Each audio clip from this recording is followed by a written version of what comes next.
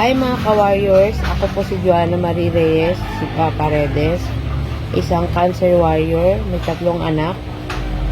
Last 2024, nag-upisa po ang lahat ng aking laban sa cancer.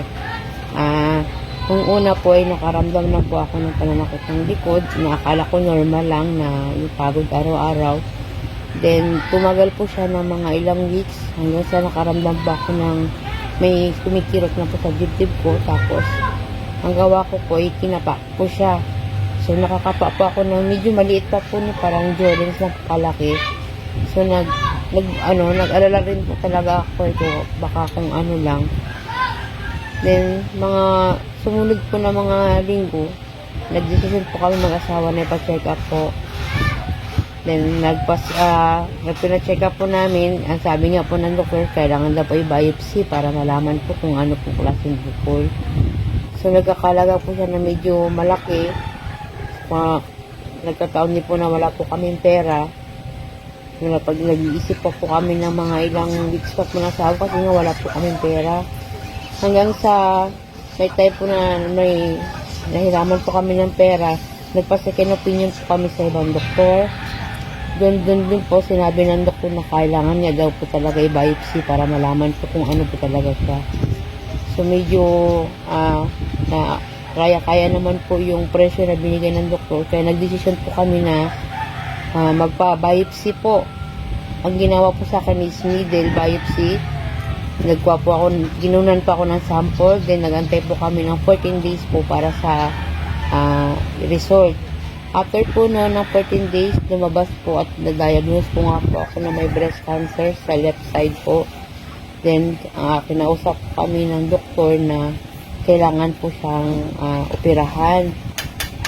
So, nagtagal pa po ng mga months kasi kailangan po namin makaipon ng 50,000 para sa operation. Siyempre sa hospital po, mayroon pong down payment. Hanggang sa nakaipon po kami, gumawa po yung pamilya namin ng paraan na para po maoperahan pa ako. Then, mga June,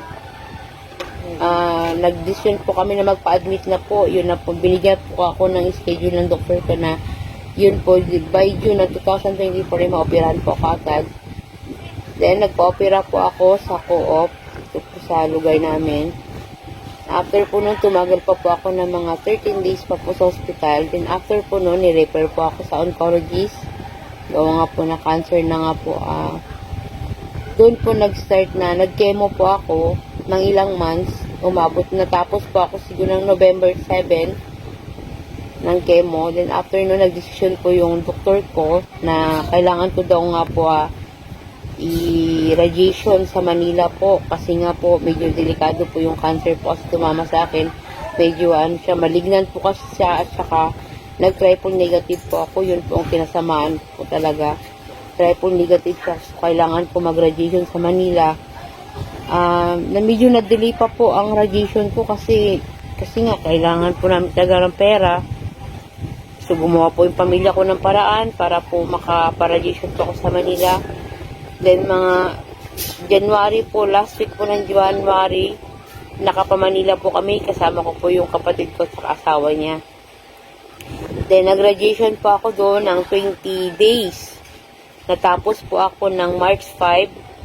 Okay na po yung pakiramdam ko. As in, malakas na ako. Tumaba na ako. Tumaba na yung buho ko. Tapos, after po nun, umuwi na po kami dito sa lugar namin. As in, okay na ako kasi sumasayaw-sayaw na ako, TikTok, as in, okay na talaga ako. Then, after nun, mga months lang, itong months ng parang mga May, doon po ako na nakaramdam ng parang masakit yung likod ko, yung balakang ko, akala ko UTI lang. So, nagpupuntak po ako sa doktor ko, nagito ganyan po, nakaramdam po ako nagito ganyan. So, siya, pinibigyan niya rin po ako ng mga pain reliever. Pag nakakainom po ako, okay naman po. Nawawala naman. Pero after nun, parang pakiramdam ko, lumalala po talaga siya hanggang sa hirap na po ako dumumi, pati sa pag-ihi ko po, hanggang dumating po yung araw ng May 13, as in, hindi na po ako makalakad kung hindi ako tulungan ng mga kapatid ko tsaka asawa ko. Pati pag-ihi, as in, wala talaga po lumalabas na. hanggang sa lumubo na yung tiyan ko. Simula puson ko hanggang tiyan ko, naipon na po yung tubig. Then tumawag po kami sa doktor ko na gano'n na nga po yung sistema ko. So nagdesisyon po siya na dalahin po ko sa pinakamalapit na ospital para makabitan po ng catheter at mailabas ko po yung ihi. After po nun, sinugod po ako sa ospital. Pagdating po sa ospital, nakabitan po catheter, naging okay po ako. Pero nagdesisyon po yung pamilya ko na i-admit po ako para malaman pa po, baka may problema pa po sa akin kung bakit nga po yung gano'n nangyari sa akin. Hanggang sa nalaman na mababa yung hemoglobin ko, naghanap po kami ng dugo, sinalinan pa ako 2 bag. Then after po nun, inadmit na nga po ako ng tuluyan, hanggang nagdesisyon po yung doktor ko na kailangan po mag-MRI. So sinalang pa ako ng MRI, halos 3 hours po ako nakasalang. Bago po ako sinalang, kaya ko pa po, naka-wheelchair pa po ako, kaya ko pa po lahat. Pagtapos po ng MRI, dun ko po naramdaman na, sabi ko ba't hindi ko na maramdaman yung simula sa may sikmura ko hanggang pa ako. Hindi ko na po talaga maramdaman yung pa ako. So ako po, nagpanik po ako.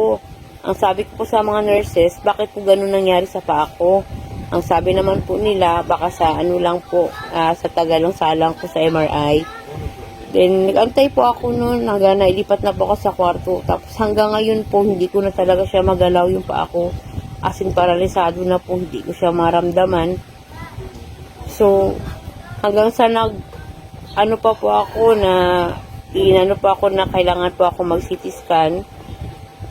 Doon na po nalaman na yung sanhi po pala ng ganun na nangyari sa akin, paralyzed, sira pagdumi. Dahil po sa may bukol po ako sa may gulugod, yung spine po natin yung spine ko po, kumalat na po yung cancer doon, may mga bukol-bukol na po nakita. Then yung spine ko po may mga damage na. So nagdesisyon po yung mga doktor na kailangan ko daw po operahan. So nagkakalaga po kasi yung operation ko ng 540,000. So, wala po kaming pera. So, kailangan nag-decision po kami ng pamilya ko na ilabas po muna ako kasi na malaki lang po yung bill namin sa ospital na hindi pa rin pa ako maoperahan. Kaya dito pa ako ngayon sa bahay. Nagpapahinga po habang nag-ipon pa kami ng pera. Kaya sana po hiniling ko talaga na sana maoperahan po ako para bumalik po sa dati kasi sabi ng doktor ko, kailangan ko maoperahan. Pero ang masakit doon, walang 100 assurance na makakalakad ako kaagad. Kaya sarili ko pa rin, tsaka panahon pa rin talaga makasabi kung kailan ako makakabalik sa dati. Kaya ngayon po, sa lahat po ng katulad ko na lumalaban ng may cancer, huwag po tayo susuko. Laban lang po tayo. Hindi tayo pababayaan ni Lord. Ako, himala na lang talaga ang inaasahan ko ngayon na makapagpagaling sa akin. Tinatatagan ko lang loob ko para sa mga anak ko sa pamilya ko. So, sa lahat po ng mga katulad ko, huwag po kayong susuko. Umapit lang po tayo kay Lord. Tsaka, magtiwala lang tayo sa Kanya kasi siya lang nakakalam kung hanggang saan lang tayo. Alam natin na hindi niya tayo pababayaan.